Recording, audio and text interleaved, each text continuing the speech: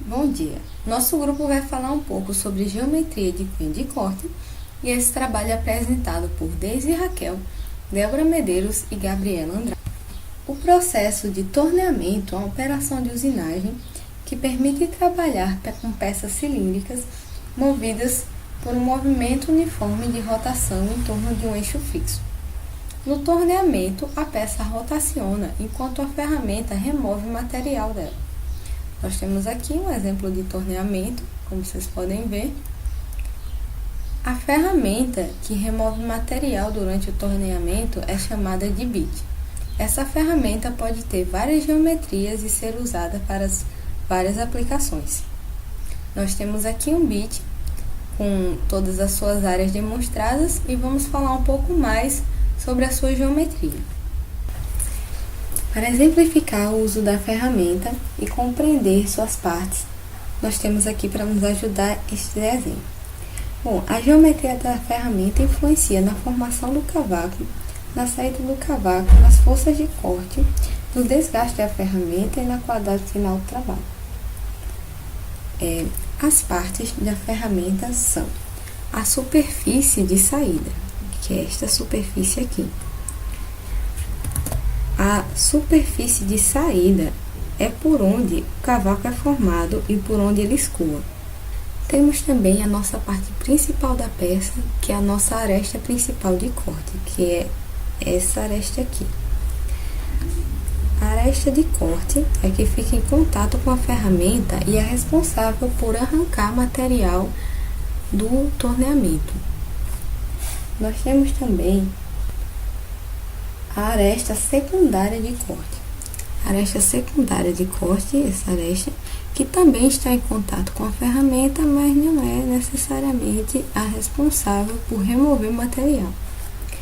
Além dessas três componentes, nós temos também a superfície de folga. Aqui a superfície de folga, ela se defronta sobre a superfície da peça e nós vamos falar um pouco mais sobre ela em outro desenho. E nós temos também a ponta de corte da ferramenta. A ponta de corte é este ponto aqui.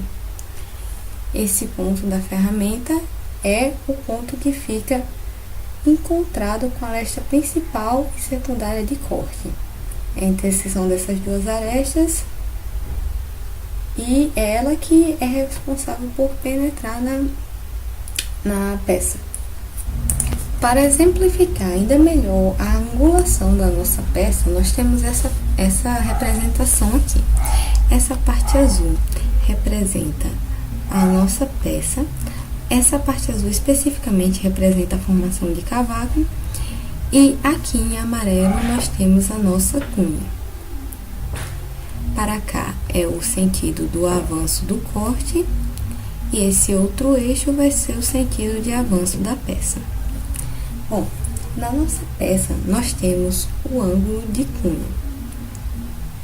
O ângulo de cunha, que é o ângulo beta, ele vai ser o ângulo formado entre a superfície de saída e a superfície de folga.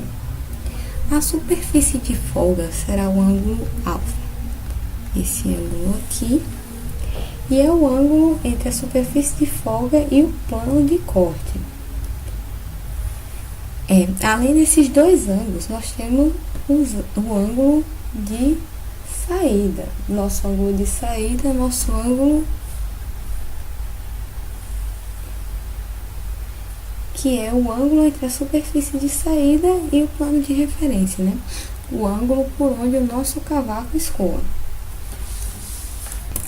Bom, já em relação aos planos da ferramenta, nós teremos três planos principais. O primeiro será o plano de referência, que será este plano. O plano de referência é o plano perpendicular à direção do corte. Será o plano de referência para a nossa ferramenta. O plano de corte, por sua vez, vai ser o plano que contém a aresta do corte. O caso será este plano de corte da ferramenta. E teremos o último plano, que é o plano de medida. O plano de medida é o plano perpendicular ao plano de referência e ao plano de corte. Esse vai ser, no caso, o plano de medida.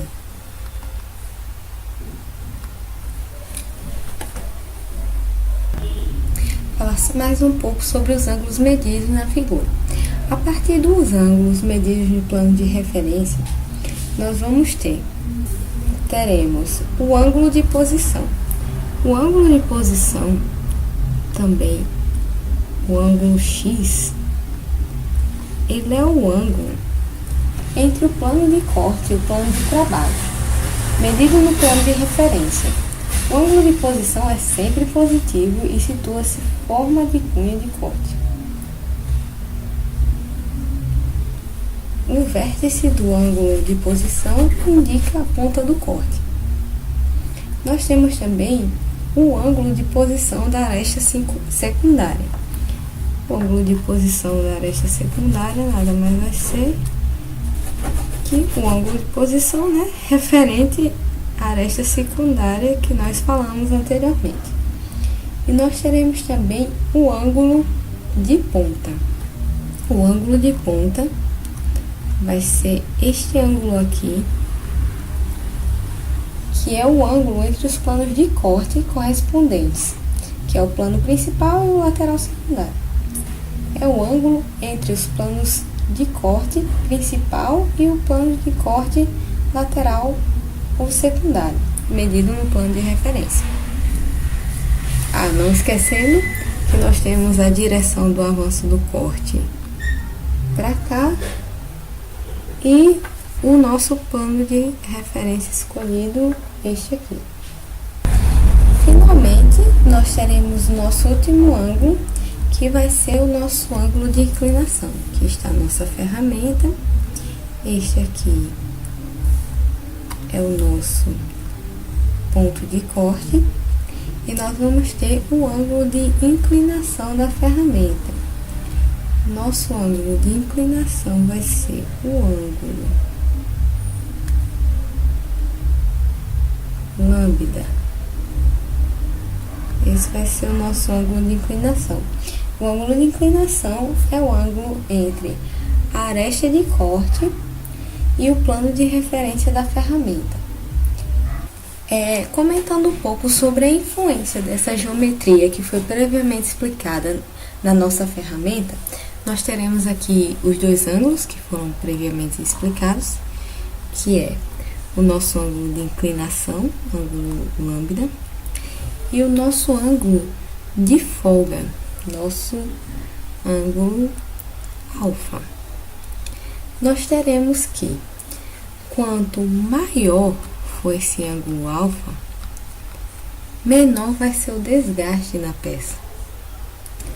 E nós teremos também que, quanto menor for esse ângulo alfa, maior vai ser o aumento da estabilidade do gume. Já o nosso ângulo de inclinação, que pode ter de menos 10 até mais 20 graus aproximadamente, nós temos que, quanto maior for esse ângulo, melhor vai ser a formação do cavaco, melhor vai ser a superfície, o acabamento no caso, vai ter a redução da força de corte e o desgaste da ferramenta será menor. No entanto, quanto menor o ângulo, vai ser maior o aumento da estabilidade do gume. Já em relação à influência da geometria no nosso ângulo de posição e no nosso ângulo de ponta, nós teremos que nosso ângulo de posição, nosso X, ele pode ter de 10 até 100 graus. E quanto menor o nosso ângulo, menor o desgaste. Quanto maior esse ângulo ele tem a redução da vibração e redução da força de corte também.